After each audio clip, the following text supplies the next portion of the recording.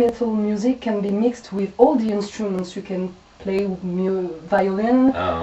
I think it depends on very much having a plan, you know, with what you're doing. I think it's been many examples in history where a rock band has played with a symphony orchestra, and it becomes more a show than an actual musical plan.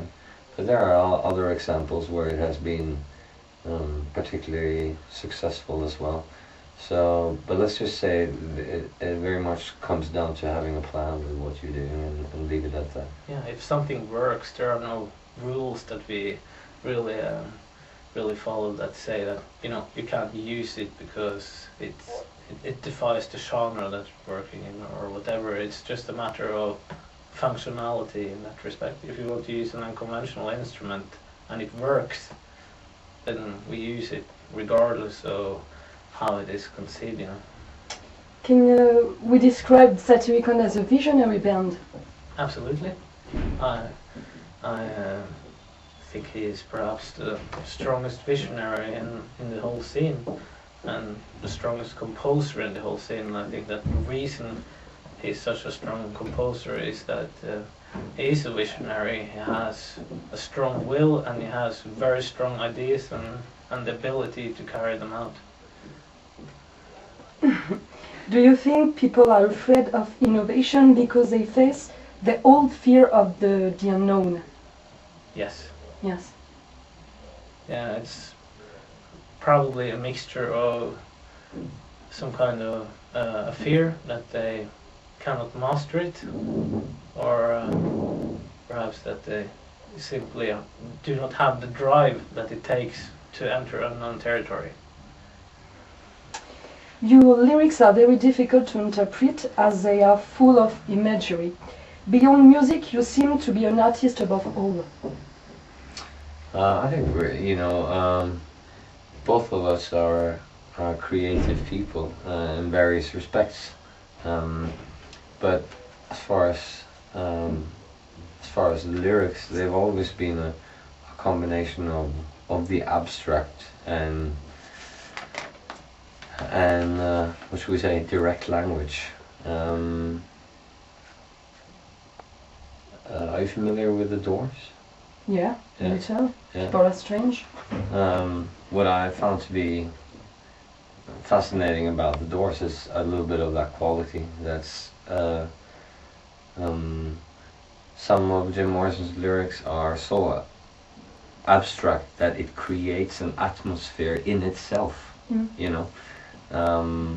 While as other lyrics of his, quite clearly there is a real thought behind it, in the sense that he's telling a story or sending a message or whatever, you know. But it's interesting how you can sometimes paint pictures with the use of abstract language, that something that only has a meaning to the person who wrote it can get a whole new meaning to another person through the way he perceives it, as language can be very colorful to, for example, Australians, they really like Norwegian black metal with Norwegian lyrics because of the way it sounds in their ears. That's what they explained to me. Interesting. You seem to admire warriors and heroes, but don't you think that what was that? You seem to admire heroes and warriors, but don't you think that our society today celebrates more the victims? If society today celebrates the victims, we can still have our own thoughts about that, couldn't we? And I think that even in today's society, the fighting spirit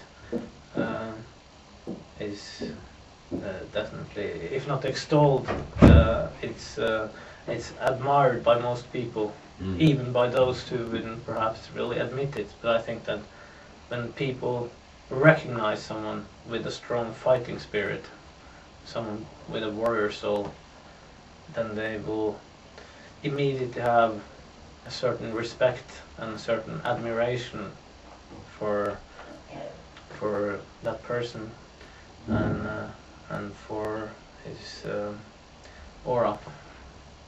And I think that lies in the genes, in the nature of all beings, humans and animals. Do you think that the black metal world is opening itself when metal at the same time is going more and more back to its roots? Traditional heavy metal has ever had the progressive approach of the smaller subgenres. Do you understand what I mean? Yeah. Yeah. And if you think of other kinds of music, think of electronica, for example. You know, it's not really bands like Faithless who break new musical territory. It's usually like DJs at small clubs or small underground acts. They are the ones to break new musical territory. And it's the same in metal, I think. You know, I guess even though I have no relationship to them and they're not a metal band, I guess when a band like At the Drive-In came onto the scene, or Tool, I mean, when they came around, a lot of people were thinking that this is like something new, something fresh, but it's quite rare that I mean, you probably will not see a band like Iron Maiden or Slayer or AC/DC reinvent the wheel, you know. It's like they do their thing and that's what they're good at and they keep on doing it.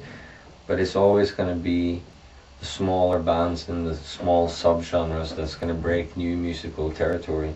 And that's what we try and help do in our subgenre. And that was part of why we found this passion for that kind of music to begin with.